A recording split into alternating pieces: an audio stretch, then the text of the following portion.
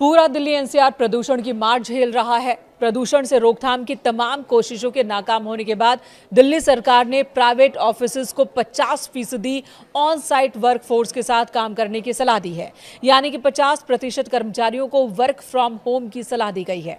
पर्यावरण मंत्री मनजिंदर सिंह सिरसा ने इस बात की जानकारी दी।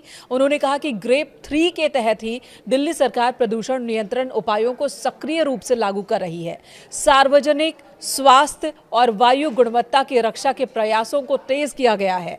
एमसीडी ऑफिस सुबह 8:30 बजे से शाम 5 बजे तक कार्य करेंगे, जबकि दिल्ली सरकार के कार्यालय सुबह 10 बजे से शाम 6:30 बजे तक खुलेंगे। आपको बता दें, दिल्ली एनसीआर में अगले 10 दिन के लिए AQI की वार्निंग जारी की गई है।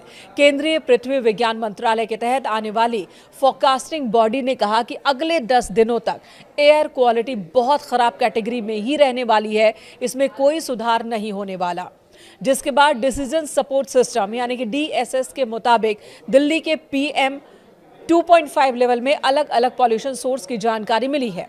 दिल्ली की जहरीली हवा में ट्रांसपोर्ट सेक्टर का सबसे बड़ा योगदान सामने आया है। लगभग 15% प्रदूषण की वजह ट्रांसपोर्ट ही है, और ऐसे में वर्क फ्रॉम होम नियम से सड़कों पर गाड़ियों की संख्या कम होगी और प्रदूषण में कमी की उम्मीद है।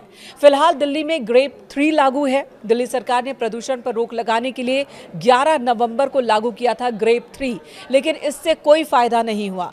AQI स्तर में कोई सुधार देखने को नहीं मिला, जिसके बाद अलग स्टेशंस की बात करें तो AQI 400 के पार ही दर्ज किया गया है, और यही वजह है कि ग्रेप 3 को और ज्यादा सख्त किया जा रहा है। फिलहाल ग्रेप 4 लागू नहीं है, लेकिन सरकार इसके नियमों को ग्रेप 3 के तहत ही लागू कर रही है, और इन्हीं में से एक फैसला है दफ्तरों में लोगों की संख्या कम करना, यानी कि 50% कर्मचारियों के साथ काम करने का ये फैसला। CAQM ने अपने लेटेस्ट नोटिस में कहा कि CAQM ने 21 नवंबर 2025 को ग्रेप शेड्यूल को रिवाइज किया है, ताकि इसे और सख्त बनाया जा सके, दिल्ली एनसीआर में एयर क्वालिटी को बहुत ज्यादा खराब होने से रोका जा सके।